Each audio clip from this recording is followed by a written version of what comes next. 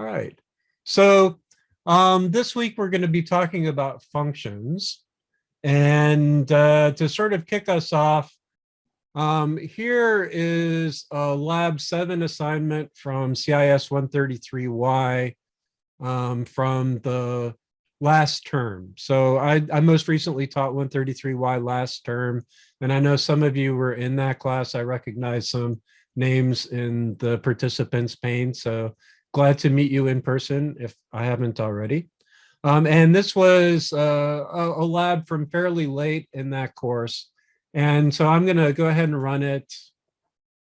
I'm using PyCharm, by the way, which hopefully you have all installed. If you don't have it installed, I can provide some links on how to get it installed. So this particular application asks me for a year between 1915 and 2014. It should do input validation. So for example, if I type a garbage input, it says, please enter a whole number. If I enter a year before 1915, it says the year must be between 1915 and 2014. Same with a number that's outside of the range on the other end. And then if I enter a valid number like 1962, it asks me for a gender that has input validation as well. And I select a gender. And what it does is it gives me the, I'm going to say 20 most popular baby names for male babies registered with the Census Bureau in 1962, along with the number of babies from that year and the name. So we see Michael was the most popular name in 1962, and Mark with a K was actually number 6 on the list. I spell mine with a C for future reference, but I'll take whatever I can get. So this all works well. Input validation works and it produces correct results. Formatting could be a little nicer, but generally this is what I would be looking for as far as the behavior of a program goes for a lab. Works fine. Now, if we look at the code though, so here's the main. We see the submission has 3 files that was specified in the instructions for the lab. There's a main file, which is basically the user interface layer. So this is the part that a user interacts with. And then there's a name class, which is business logic or application logic. It's a container for the data that the application is using and functionality around that data. And then there's a database layer, which is the part that actually fetches the data out of a database. So this is a 3-tier architecture with a UI layer, a business logic layer, and a database layer, which is basically what you're going to be expected to build in 234A as well. Now, so meets the architecture requirements, but then let's look at the code itself. So we're going to start at main, which is the UI layer. And we see it's got a main function. It's initializing year and gender. And then there's this big honking loop right in the middle of your main code. And this is getting the year, and there's a loop in there, and there's a try and accept if they didn't put in a number. And then there's another loop here for the gender, and it's got to try and accept, even though none of the code in here can actually cause an exception. So it's got a completely extra try and accept loop for no reason. It's got 2 loops right in your main.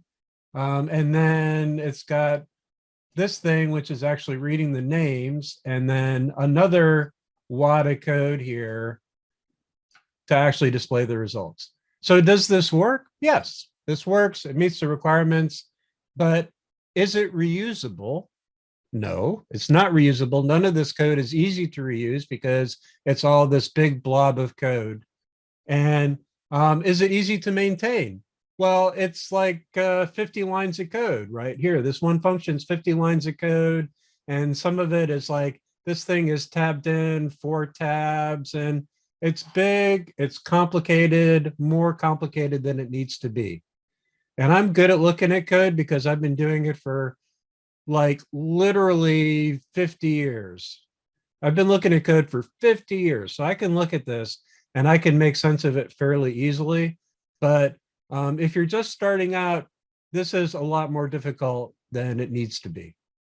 So how can we make this better? Well, one way is by breaking it into separate functions. Anyways, I'm going to go ahead and just cut this code. Cut that code, and I'm going to move it here. And this is going to be get year. Let me follow consistent naming convention. So this person is using lower camel case for their function names and method names. And so I'm going to use lower camel case here as well. So I'm going to call it get year. And it's not going to take any parameters. And then I'm going to paste that code in. And then instead of continuing here, this is where the input's been validated. So I'm going to return here. So now I have a function, doesn't take any parameters, but it gets input and validates it and returns a year. And then I can use that here. And then I'm going to do the same thing with gender. So gender is going to be equal to get gender. And then I'm going to go ahead and move all of this code here into another function called get gender.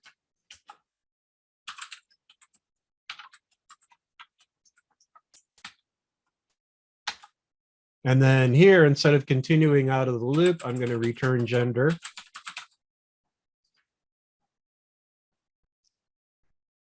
And actually, I know that this thing is going to want gender to be in uppercase.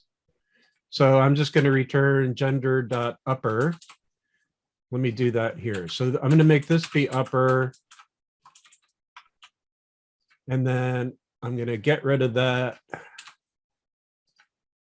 So this is also a principle of programming on teams, is when you see code that could be cleaned up, it's generally good to clean it up when you see it. So, so now I'm getting gender, converting whatever they type into uppercase. And then if it matches uppercase M or uppercase F, I'm going to return it. This actually, I'm sorry, I did this wrong because I was talking instead of thinking. But I'm going to get here if this was not valid. So this actually does want to be continue. And then I can't actually get an exception here because nothing will cause an exception. So that means if I get here, that means I didn't hit this continue. So I can return gender here. So that should work. So this is simpler now and a little easier to understand the logic of. And then the other thing is, for some reason, this person didn't want to use the fact that input takes a prompt as a parameter. So let's go ahead and do that instead. So that looks like it'll work to me. And then let's look at this one again, because I probably did the same thing. So this is actually trapping an exception case where the year is out of range. So we do want to continue here. So we'll continue. And then we can get an exception if they type in something that isn't an integer. So let's go ahead, move the prompt into the input string instead of having a separate print statement. And we need this except, we don't need this else. Because we're just going to go ahead, and if we get here, we're going to return year. All right. So I think this could be maybe a little simpler, but I think it will probably work. And so we'll let that be. So now we have a module that, at least in theory, if this works, we could reuse. We could have a get year function that we reuse. Maybe it's a little specific because this thing is, maybe I want to have different ranges. And maybe I want to ask a slightly different question. So let's think about ways that we can make this function more useful to a wider range of programs. And then, but at least this is a little bit easier to reuse than it was before. Okay, so now I have my inputs, and then this code here could also be a separate module. So I'm going to go ahead and cut that code, and I'm going to show results. And actually, let me undo that for a second. So this is really two things. So this thing here is already modular. It's calling read names. And then this code here, this is the thing that's actually showing results. So let's say show results names. And then we're going to define that function here.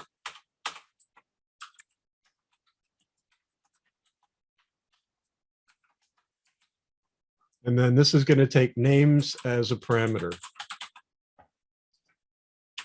Okay, so now let's look at the code. I have a loop counter. I'm printing a header. And then I'm looping through each item one at a time, and I'm printing out year text, which I guess should be the name, gender, and count. And I think they decided to call this property text because they found it confusing that a name object would have a name property. So that makes sense to me. And then this looks fine. So maybe you want to use a for loop instead of a while loop for something like this. Like, for example, maybe I would do this instead because why not? So let's say for name in names, let's go ahead and print name.year and name.text and name.gender and name.count. And that would be for loop. So I like this a little better because it's a little simpler. It's more purpose-built for this particular problem. But either way is okay. And then this thing wanted gender for the header. So let's go ahead and pass in gender, year, and names.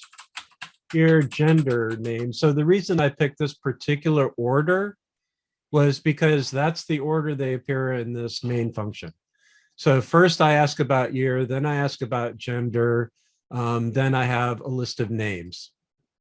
And so the more consistent you can be on how things get ordered, the less likely it is another programmer is going to make a mistake and pass parameters in the wrong order. So I'm just using that as my guide here. So this thing takes year first and gender because that's the order I asked them for. And this thing takes year,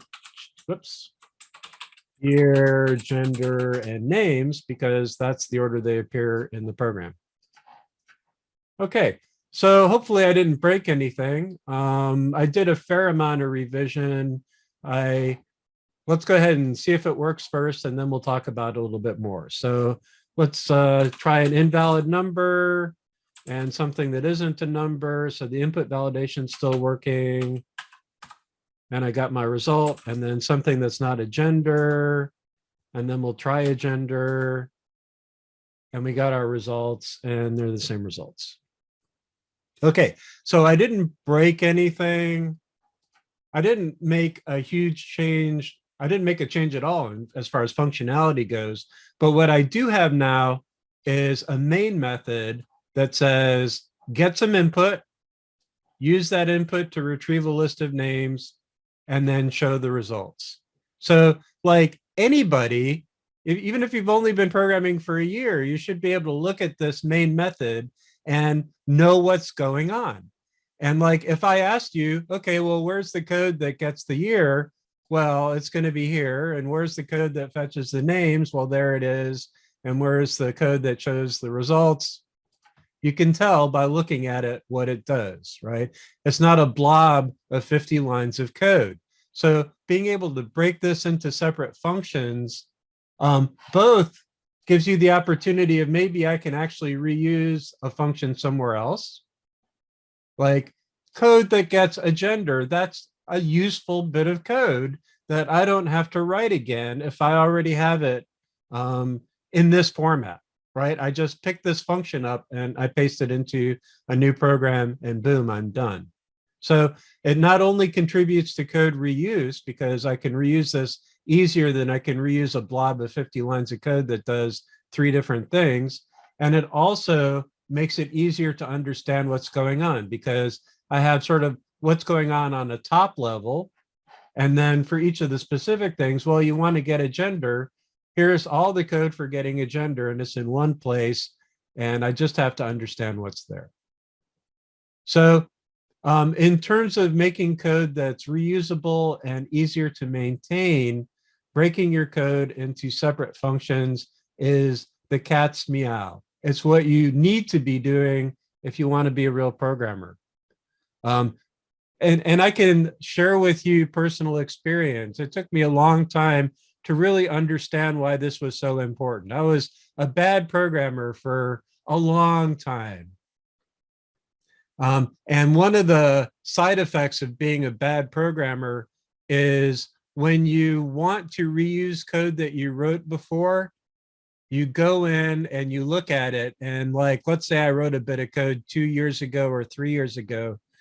3 years after you've written a bit of code, if you haven't looked at it, it's completely alien to you. It's like you never wrote it in the first place. It's like some other programmer wrote it and you have to figure out what the code does just the same as if you picked up a completely new piece of code that you'd never seen before.